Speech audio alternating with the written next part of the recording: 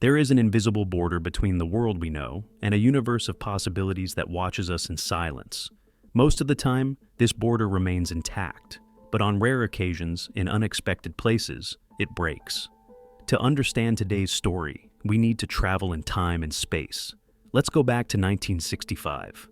The world was in the throes of the Cold War and the space race. But in the south of Brazil, in a state called Rio Grande do Sul, life pulsed to a different rhythm. This is a land of vast plains, the Pampas, and of a proud culture forged by gauchos. It's a landscape that, to the American mind, might echo the vastness and independence of Texas or the Midwest.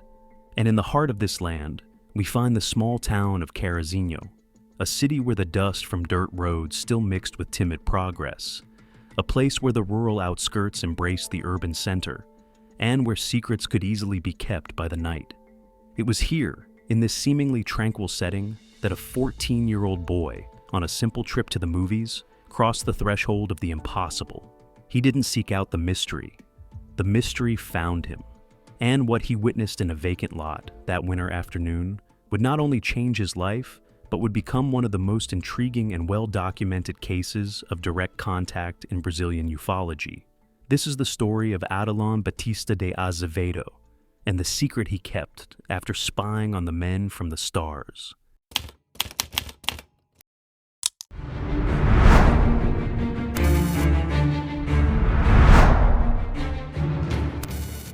July 26, 1965. The chill of the southern Brazilian winter was beginning to set in as the afternoon faded. For 14-year-old Adelon and his friends, 17-year-old Nelson and 14-year-old João, the promise of adventure was on the silver screen at the movie theater in downtown Carazinho. Coming from humble families, their journey was on foot, a 10-minute walk that cut through the outskirts of the city. The path led them through a vacant lot, a transitional space between their neighborhood and the town center, a void in the urban landscape of the time. And it was there, between 15 de Novembro and David Canabaro streets, that their world came to a halt. From the sky, a strange light tore through normalcy. It wasn't lightning, nor a headlight. It was a cone of light, dense and focused, descending from a single solitary cloud, perhaps about 600 feet high.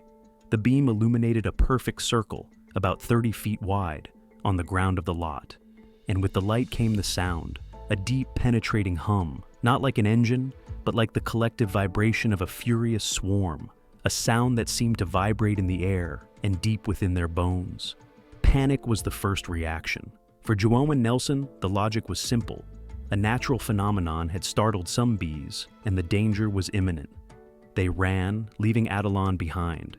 But in the 14-year-old boy, curiosity was a force more powerful than fear. Alone on the deserted street, he didn't flee. He stayed. He had to see. With his eyes fixed on the pulsating cloud, Adelon witnessed the unbelievable. The cloud was not a cloud. It was a disguise. Slowly, as if passing through a portal, a solid object emerged. It was ovoid, metallic, and about 20 feet long. It descended without hurry, in a supernatural silence that contrasted with the hum that still filled the air. About 130 feet from where he stood, the craft stopped, floating just 3 feet off the ground, defying everything he knew about the world. Adelon's breath must have caught. Time seemed to have distorted. 3 minutes passed like an eternity. Then, from the same mother cloud, a second beam of light appeared, and another object, identical in shape but smaller, perhaps 10 feet long, slid out of the sky. It repeated the maneuver of the first, landing silently just a few feet away. The stage was set. 2 objects of unknown origin, hovering over a vacant lot in a small Brazilian town. And then, the main event began. A door opened on the larger object, and from within, 2 figures emerged. They were not men. They stood about 5 feet tall, wrapped in dark, tight-fitting suits. Their heads were covered by slightly luminous helmets, from which a protuberance, similar to a tube, descended from the nose area to the chest, an image that would later be compared to the breathing equipment of fighter pilots. They began to communicate. Adelon didn't understand the words, but he perceived the cadence. It was a sibilant language, dominated by S and Z sounds, with a deep guttural tone that sent a primal shiver down his spine. The conversation was intense, complemented by precise gestures as if each hand movement was a word. Adelon's fear was now mixed with a paralyzing fascination. He was the sole spectator of a dialogue from another world. The two beings began to move around the larger craft. Their steps were not random. There was a method, an intention.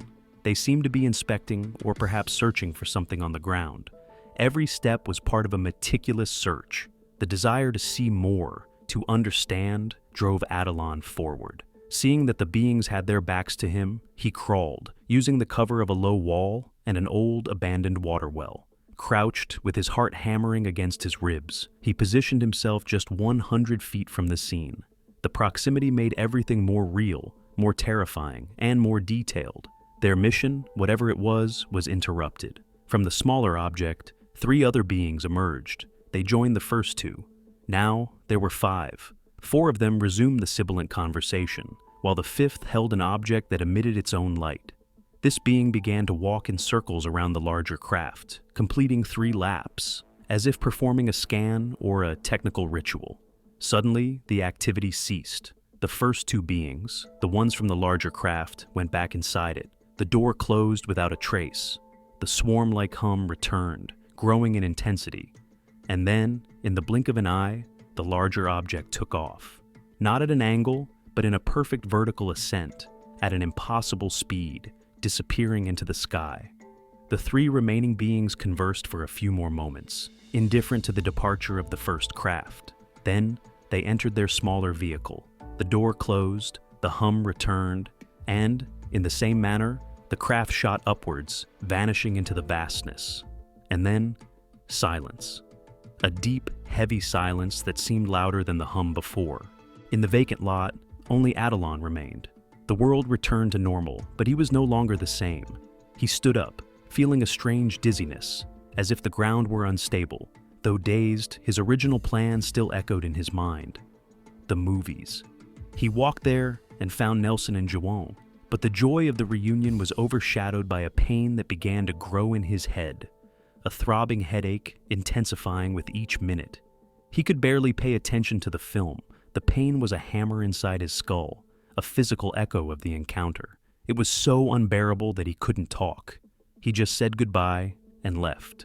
On the way back, the darkness of the night was nothing compared to the storm in his mind.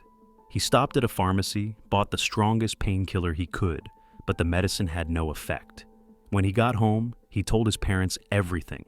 The landing, the beings, the language, the pain. Gumersindo, his father, seeing his son's state and impressed by the coherence of such a fantastic story, grew worried. The next day, the pain persisted. He took Adelon to the hospital. Doctors ran tests, but found absolutely nothing wrong. No physical cause for the excruciating pain.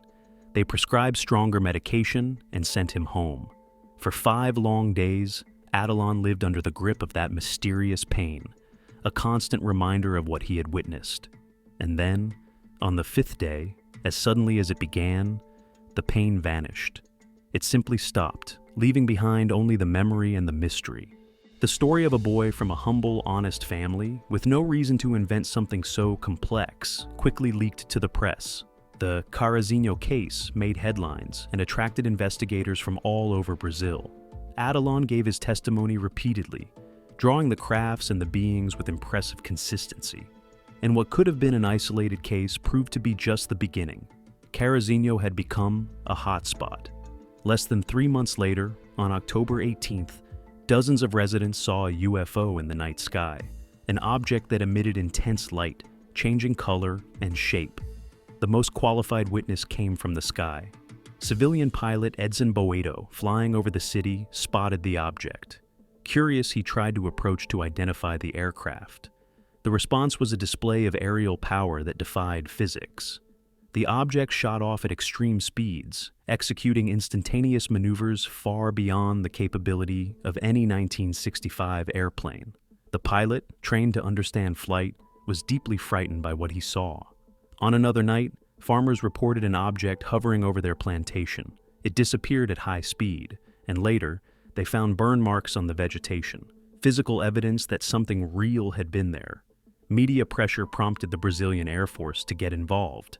a team was sent to investigate. The result, however, was frustratingly familiar to UFO researchers. The final report was inconclusive. They found no proof of extraterrestrial activity, but they also couldn't explain the numerous and consistent testimonies. The mystery of Carazinho became an official file, sealed by uncertainty. The case never died. Pioneering ufologists like Flavio Pereira defended its legitimacy, pointing to the consistency between witnesses who didn't know each other.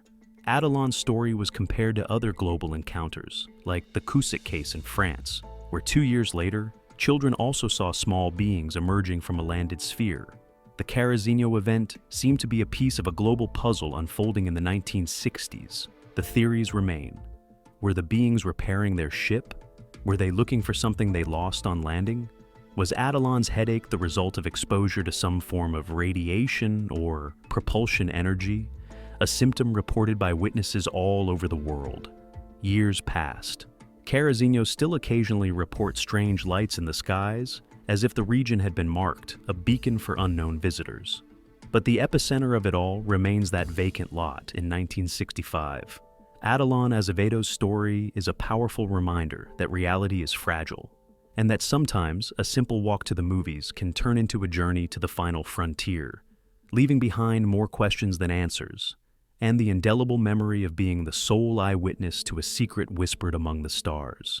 The meticulousness of the beings, the search on the ground, the technical equipment, every detail seems to point to a mission with a clear purpose. What does your intuition tell you they were doing in Carazinho? Is there a piece of this puzzle that, for you, is the key to it all? Adelon's headache, the pilot's testimony, the marks on the vegetation. Share your perspective in the comments. Every like is a spotlight we shine on these forgotten cases, ensuring they don't disappear into the darkness of time.